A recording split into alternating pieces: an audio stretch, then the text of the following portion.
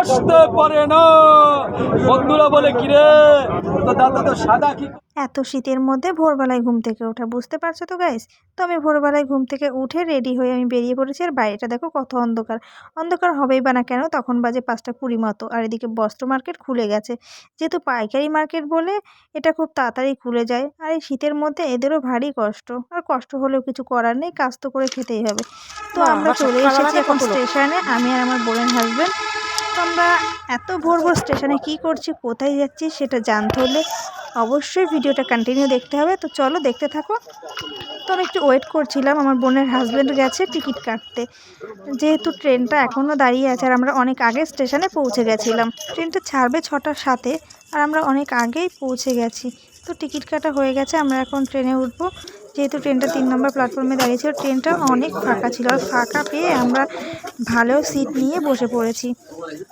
আসলে এত ভোরবেলা স্টেশনে এত লোক দেখে ভাবলাম ট্রেনটা হয়তো খুব ভিড় হবে, কিন্তু না, ট্রেনটা ফাঁকাই ছিল, যদিও পরে ভিড় হয়ে গেছিলো। তো চলো ট্রেনটা ছেড়ে দিয়েছে, যাওয়া যাক। তো ফাইনালি আমরা আমাদের গন্তব্যস্থলে পৌঁছে গেছি। আচ্ছা গাইস, তোমরা কি কেউ চিনতে পারছো এটা কোন স্টেশন? তোমরা যারা এসেছো তারা নিশ্চয়ই চিনতে পারবে এটা কোন স্টেশন। তবে আমি এই জায়গায় এসেছি ফার্স্ট টাইম, আর এটা হচ্ছে ব্যারাকপুর স্টেশন। আর আমার এখানে আসার কারণটা হচ্ছে ডক্টর দেখানো। তাই আমি সোজা স্টেশন থেকে বেরিয়ে হাঁটতে হাঁটতে চলে এসেছি দিশা আই হসপিটালে। তো এখানে আমার বোনের হাজব্যান্ডের অ্যাপয়েন্টমেন্ট নেওয়া ছিল চোখ দেখানো। তো আমি ভাবলাম আমিও একবার দেখিয়ে নিই চোখটা। তো আমার ফাইনালি এসে আমার চোখটা দেখানো হয়ে গেছে। চোখে ড্রপ দিয়েছিল বলে একটু ঝাপসা দেখতে পাচ্ছিলাম। কত ভিড়, যেহেতু আমার বোনের হাজব্যান্ডের অ্যাপয়েন্টমেন্ট ছিল 10:30টা, আর তার আগেই আমার দেখানো হয়ে গেছিলো, আমি নতুন বলে। তো দেখানোর পরে আমার ওষুধ লিখে দিয়েছিল, তো আমি ওষুধ নিচ্ছিলাম এখান থেকে। ওষুধ নেওয়া হয়ে গেলে আমরা ভাবলাম যে চলো কিছু খাওয়া যাক। যেহেতু আমার বোনের হাজব্যান্ডের অনেকটা লেট ছিল ডক্টর দেখানো, তাই আমরা বাইরে এসে একটা দোকানে আসলাম। এসে ডিম টোস্ট অর্ডার করলাম, 2টো ডিম টোস্ট নিয়ে নিলাম। সত্যি কথা বলতে খুব খিদে পেয়ে গেছিলো, গায়ের মধ্যে কেমন পাকিয়ে উঠছিল। যেহেতু খুব সকালে ঘুম থেকে উঠে বেরিয়ে পড়া, এই জন্য খুব ক্লান্তও লাগছিল। তো তারপরে ফাইনালি ডক্টর দেখিয়ে আমরা 2:40 ট্রেন ধরবো বলে ওয়েট করছিলাম।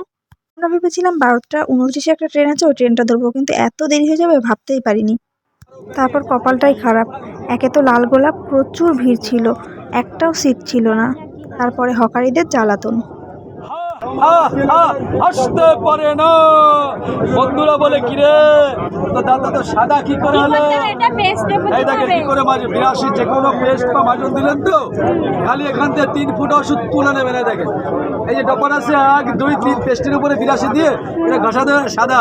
আর বান্ধবীরা বলবে কিরে ললিতা তো দাঁত তো পরিষ্কার হলো কি করে, কি ভালো লাগবে। খাই বিড়ি খাই সিগারেট ভালো ভালো তো। উত্তরপ্রদেশে কি ঘটনা হয়েছিল মনে আছে? বিয়ের পিড়িতে বসেছিল, দেখুন তার দাঁতগুলো কালো, মুখে গন্ধ, তার আর জীবনে বিয়ে হলো না এই কালো দাঁতের জন্য। আমি জীবনে কালো দাঁতের বিয়ে হলো না এই কালো দাঁতের জন্য। আমি জীবনে কালো দাঁত কাউকে রাখি না, কারণ ইয়ং ছেলেদের তো থাকবেই না। বিয়ের পিড়িত থেকে পর্যন্ত উঠে যেতে হয়েছিল। আমি এই ঘটনা ঘটতে আর দেবো না কাউকে, এই ঘটনা ঘটতে দেব না।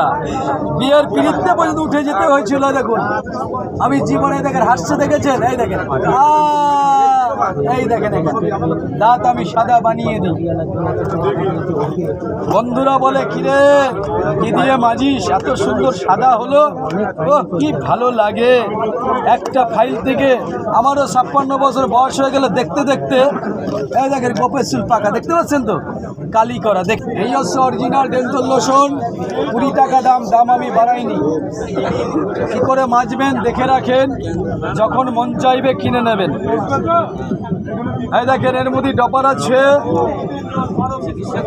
1 2 3, খালি পেস্টের উপরে 3 ফোঁটা দেবেন, দিয়ে খালি একটু ব্রাশ করলে পরিষ্কার হয়ে গেল। আর বন্ধুরা বলবে কিরে তোর দাঁতটা তো সুন্দর সাদা হলো কি করে। আচ্ছা যারা যারা নেবেন বলবেন।